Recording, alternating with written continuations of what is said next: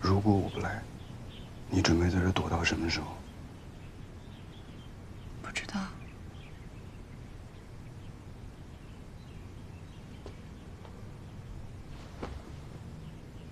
躲在这儿就是为了逃避结婚，还是说再想一个什么给我解释的理由好？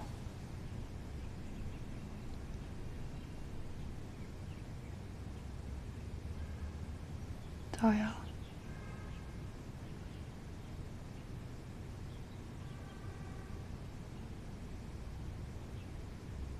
你让我想了一天一夜，百思不解。在这之前，你1秒钟拒绝结婚的迹象都没有。可是为什么在注册的当天，你会突然当落跑新娘？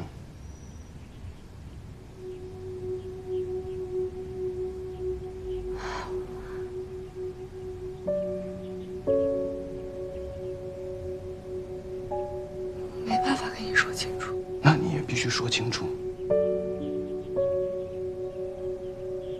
也许我不会接受，但是最起码我有权利知道一个能够符合逻辑、我能够理解的理由。你爸妈他们反对，其实是有道理的。我们不该这个时候结婚。那应该是什么时候呢？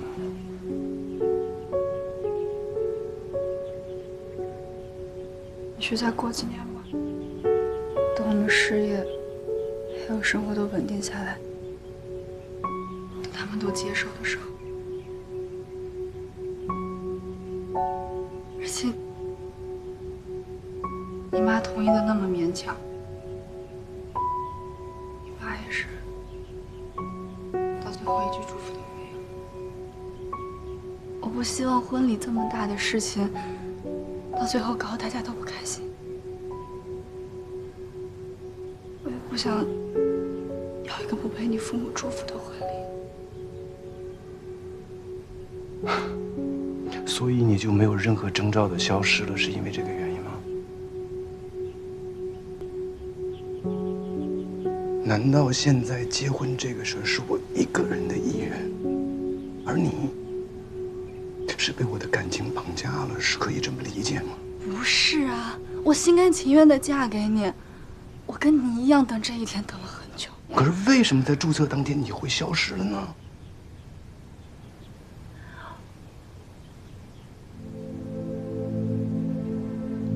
我像一个傻子一样在那等啊，为什么逃婚？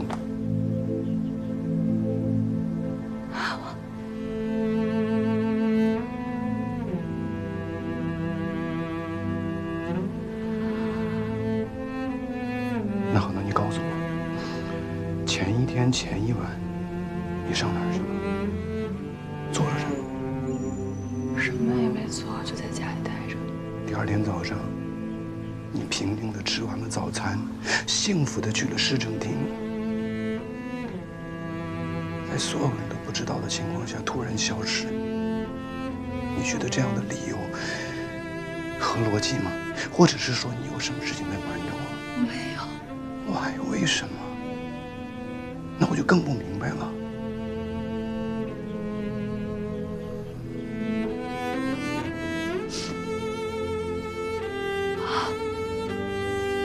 我知道我选择了一个非常不合适的时机，做了非常不合适的事情。现在又给了我一个最虚弱无力的理由。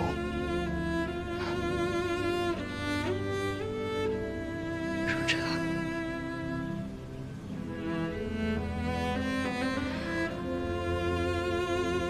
我知道这件事情做的是有多么的糟糕，让你多么的失望，但是我请你千万不要怀疑我对你的感情。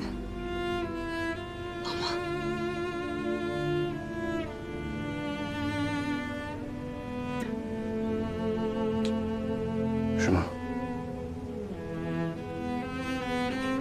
我可能因为任何原因从结婚登记处走掉了，但是绝对不会因为我爱你不够。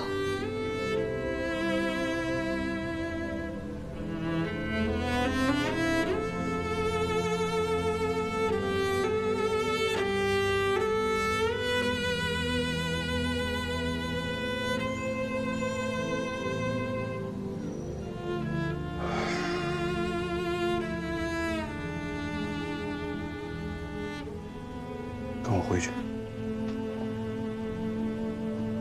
还有，从今以后，我不会再强迫你做任何你不想做的事，尤其是结婚。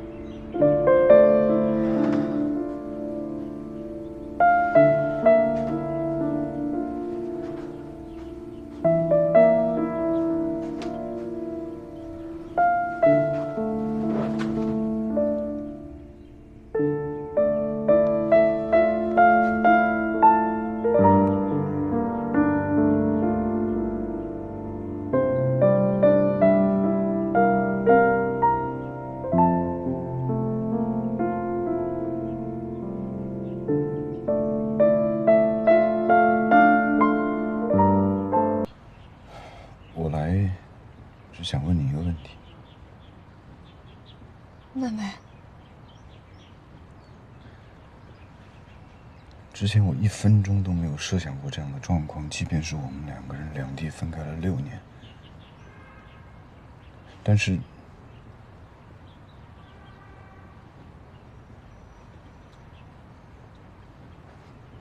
如果一旦有，请你一定要告诉我，我可以理解，甚至是可以接受。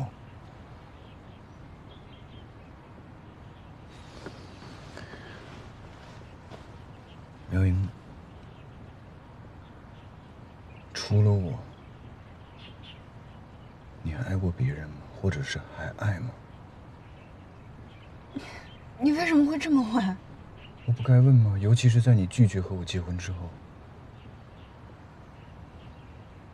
所以你是怀疑我移情别恋出轨了？我们分开那么久，你又那么优秀，肯定会有很多人追你，其中也会有优秀的吸引到你，这也很正常啊。我告诉你，一个都没有，而且根本不可能。我12岁认识你到现在，我只有你一个。舒适，而且我告诉过你，我可能因为任何原因产生犹豫，但是绝对不会因为我不够爱你。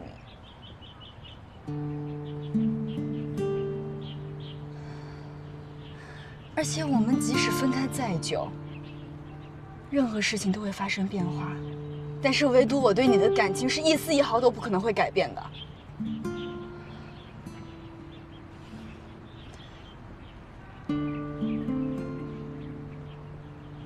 然后，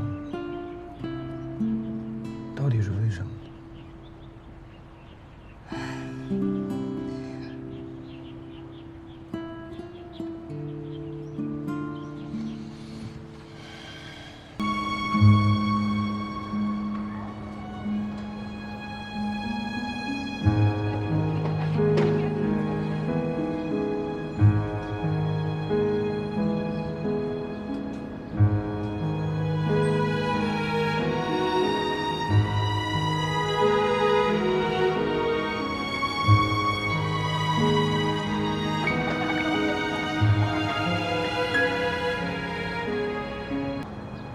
来找妙莹的？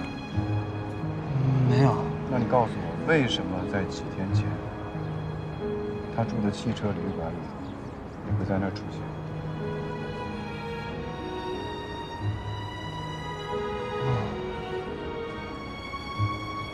你看见我了？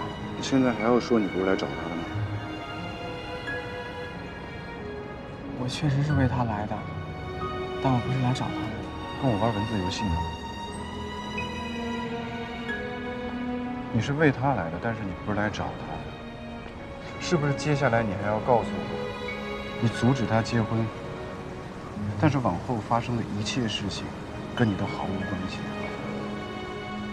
阻止他结婚？我哪有那个能力啊？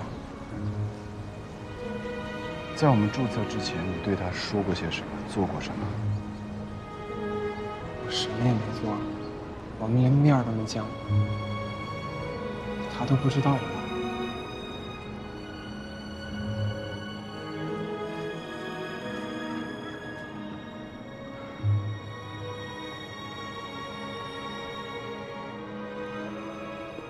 你是学什么专业的？计算机。难怪，连一个谎都编不圆。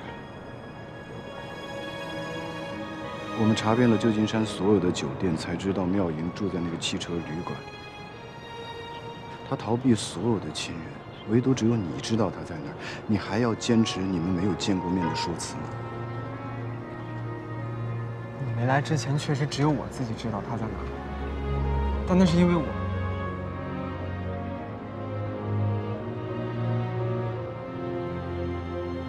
从市政厅一直跟踪他到汽车旅馆，但是他确实不知道我也在那儿。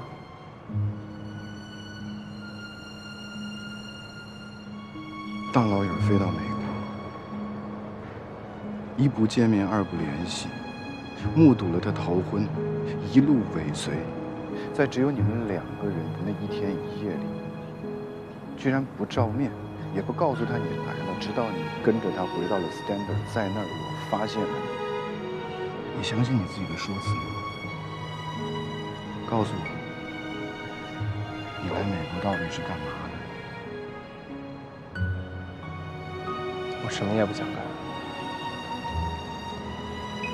就是听说他要结婚了，我想来看看。想看什么？我想亲眼看到他结婚，就像入葬之前把棺材板上最后一颗钉子钉上，那就没什么遗憾了。啊，对不起，对不起，我不是说你俩的婚礼，我是说我自己的感受。你爱他？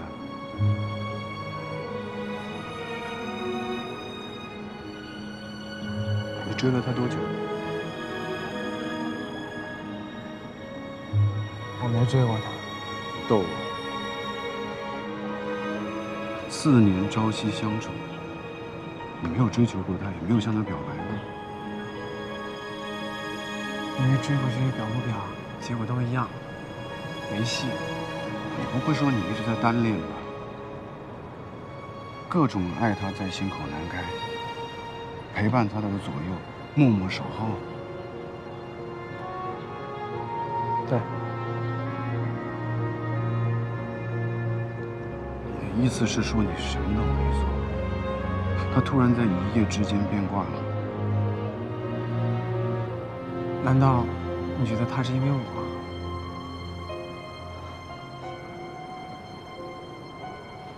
我多想承认怪我，怪我，都怪我，但并不是这样，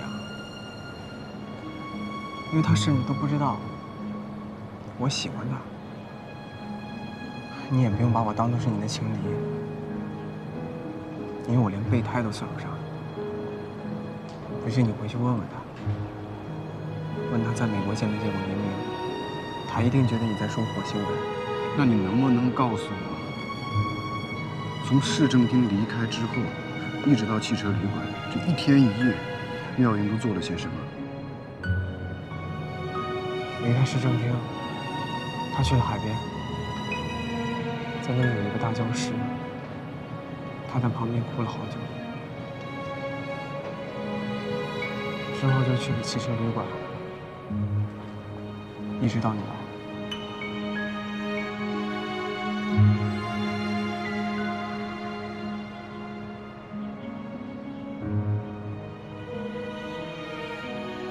就这些。就这些。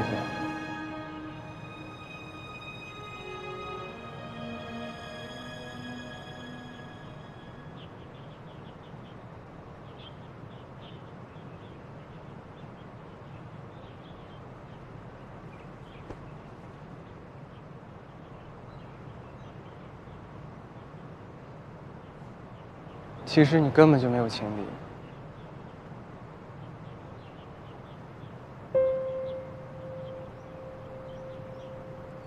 也不是没有人喜欢妙言。第一批倒下了，第二批又不知死活的冲上去，前仆后继，死而后已。可偏偏就是没有一个人能走进他的心里，因为他心里只有你一个人，剩下的都是浮云。虽然你不在清华，但是你的传说倒是无处不在。我能多一句嘴吗？你们之间有什么矛盾吗？没问题，也没矛盾。我也不知道。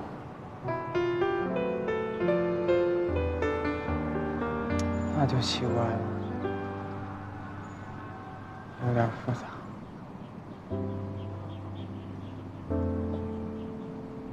不过我再多一句嘴啊，我敢保证，绝对不是因为妙莹对你的感情有了变化。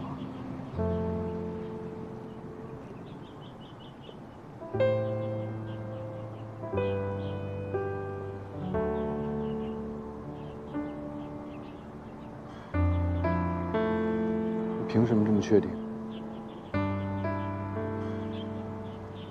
我没凭没据，没资格代言他，更没资格评价你俩的感情。但是，我还算了解他吧。你是什么时候开始的？你是说暗恋吗？4年前吧，刚进大学见他第一眼的时候。怎么不让他知道？我有自知之明。可是喊出来，不比憋死更强？你不觉得？如果你不能让你喜欢的女孩幸福，那你的爱就没有意义啊。而且，我也问过我自己，拿什么让她幸福？就像她现在拥有的一样。答案是 nothing。虽然你没说，但是你做的可不少。我对自己无能为力。这4年，我天天努力想结束它，甚至希望没开始过。我对自己爱或者不爱，一点办法也没有。对他对追求者一概无视的状态，也是一点办法也没有。就明知道他不可能爱我，但我还是爱他，更是一点办法也没有。但是有一天，我突然想明白了，你的爱对他没有意义，但是对你自己有意义啊。不管他给我带来稍纵即逝的欢乐，还是无边无际的痛苦，即使是无望的、没有结果的爱，也总比日复一日上班下班、吃饭睡觉、月薪到账这些无聊的日子，更让我觉得有意义。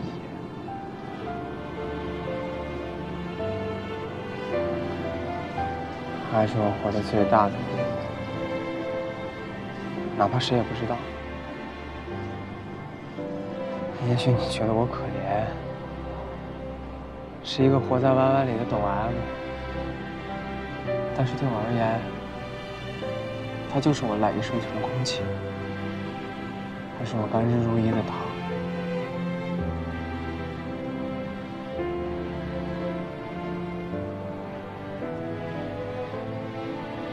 你是不是对我把受虐当的是孙悟的这种享受境界，无法体会。不过也是，像你这样拥有财富、地位和爱情的多重富豪，怎么可能会明白我们这种平庸之辈一穷二白的快乐？你只有穷到我的程度，你才会知道，如果你的爱和你爱的人爱不爱你没关系，和你爱他有多深，就要求他爱你多深的本能所求没关，甚至让他知道你爱他这件事都无所谓的话，那你对这份爱不抱一丝希望，就不会有一毫失望。不以占有为目的的爱，就不会因为失去而痛苦，只会因为爱而快乐。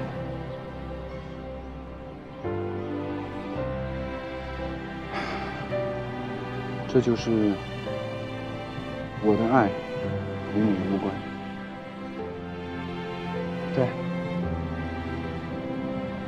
当爱只和自己有关的时候，那你就有了最大的自由。爱谁是谁，想爱多久就爱多久。一个人的爱情也能自嗨啊。当然了，别人也可以认为我这是可怜，但是没关系啊。那既然我的爱跟任何人无关，那别人的评价又跟我有何干？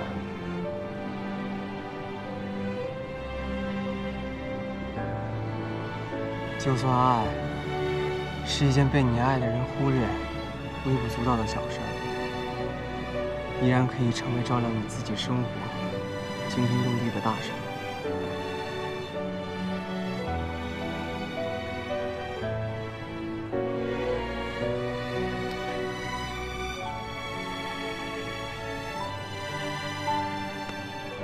你这个人挺有意思的。